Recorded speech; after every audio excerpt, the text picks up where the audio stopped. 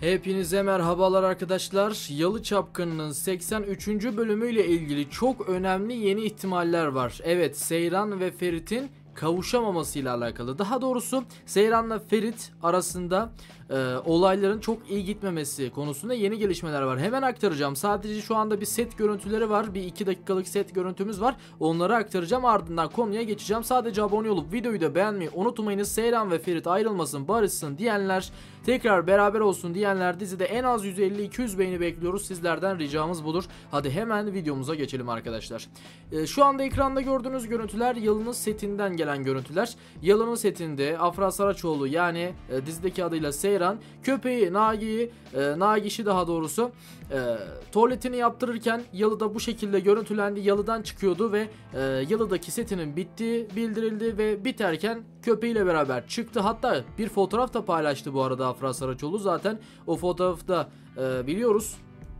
Evet, şu anda ekranınıza da geldi zaten. Afra Saraçoğlu, Çetin Tekindör'ün görüntüleri bu şekilde geldi. Bunu Afra Saraçoğlu sosyal medya hesabından paylaştı. Instagram hesabından, onu anlatalım. Bir yandan Mert Ramazan Demir'den bir görüntü geldi setten. Mert Ramazan Demir set çekiliyordu ve set sırasında da tabii ki yemek yiyecekti. Karnı acıkmıştı ve diyetlik, yani ona özel diyetlik yemekler geldi Mert Ramazan Demir'e ve tam olarak araçtan inen ve yemeklerini alan Mert Ramazan Demir, yani Ferit'in bu şekilde içeri girdi görüntülendi. Ardından ise hayranlarına el salladı. Hayranları yukarıdan Mert Ramazan Demir'e seslendi, Ferit'e seslendi ve ardından Mert Ramazan Demir de hayranlarının sesini duyarak arkasına döndü ve onlara el salladı arkadaşlar. Şimdi bir yandan çok güzel bir görüntü geliyor. Afra Saraçoğlu ile Mert Ramazan Demir'in görüntüleri geliyor. Tam olarak böyle Afra Saraçoğlu'nun Mert Ramazan Demir'i öptüğü, orada bir güzel anların yaşandığı, bir şakalaşmanın yaşandığı güzel bir anı sizlere de bu şekilde gösterelim. Afra Saraçoğlu ve Mert Ramazan Demir yine set sırasında Yalı'nın bahçesindeydi bu ikili ve çok güzel görüntüler ortaya çıktı. İkilinin yan yana olduğu, şakalaştığı, Afra Saraçoğlu'nun tokat atıp sonradan Ferit'i öptü. Yani çok güzel görüntüler ortaya çıktı. Bu görüntüleri sizlere diğer kanalımızda, Magazin Zamanı kanalımızda sizlere açıklayacağız ve videolu bir şekilde sizlere göstereceğiz. O nedenle eğer bizleri takip ederseniz diğer kanalımızda videolu bir şekilde o kanaldan da o görüntüleri görebilirsiniz. Mert Ramazan Demir'in ve Afra Saraçoğlu'nun yan yana olduğu ve yanağından öptüğü vesaire bu güzel görüntüleri yine görebilirsiniz arkadaşlar. Şimdi bir diğer yandan da çok önemli bir gelişme, Sinan gelişmesi arkadaşlar. Evet, yine burada bir kare var. Afra Saraçoğlu ile Mert Ramazan Demir'in yan yana olduğu güzel bir kare, aşağıdalar. Tabii ki birazcık uzak ama bu şekilde gösterelim. Şimdi gelelim çok önemli bir konuya. Sinan yakalanmış olabilir. Evet, ya Abidin'le alakalı bir sorun ya da Sinan'la alakalı bir sorun. İki ihtimal var ve bu iki ihtimalden biri hangisi olduğunu bilmiyoruz ama iki ihtimal var. Şimdi Yalı'ya arkadaşlar polisler geldi. Yani bir set çekimi için polisler geldi. Polisler de tabii ki Yalı'ya ya Abidin'le beraber, yani Abidin için geldi ya da Yalı'nın sorunu Halisa ile ilgilenmek için geldi. Şimdi burada dediğim gibi sıkıntılar var. Sinan için, pardon, bir ihtimalle buydu. Abidin ve Sinan ihtimali. Abidin Halisa'yı şikayet etmiş olabilir ve o nedenle Yalı'ya polis gelmiş olabilir. Bir diğer yandan ise Sinan yakalanmış olabilir. Bakın bu çok önemli bir, yani önemli bir an. Sinan 83. bölümde yakalanmış olabilir. Polisler geldi çünkü Yalı'ya. Evet, yavaş yavaş da şimdi diğer konularımıza geçelim. Ama Abidin de sorun çıkartabilir. Abidin Halis Ağa için polisleri Yalı'ya getirmiş olabilir. Ve Halis Ağa eğer Yalı'nın Abidin'e verildiğini duyarsa, öğrenirse, işte o zaman ciddi anlamda sağlık sorunları yaşayacak Halis Ağa ve diziye veda etme durumu dahi olabilir. Yani Halis Ağa bu durumları duyarsa epey bir sıkıntı çıkacak Yalı'da.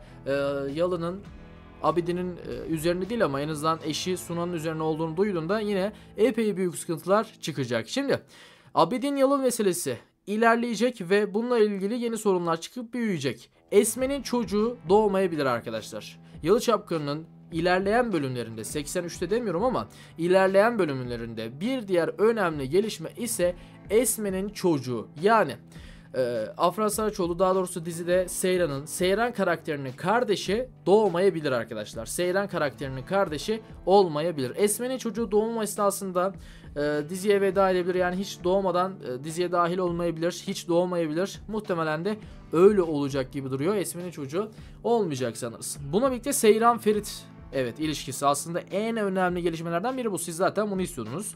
83'te ihtimal olarak söyleyelim tabii ki bunu, yani %100 böyle olacak demiyoruz ama Seyran ve Ferit birbirine kavuşmak istese de Seyran Antep'e gitmeyecek.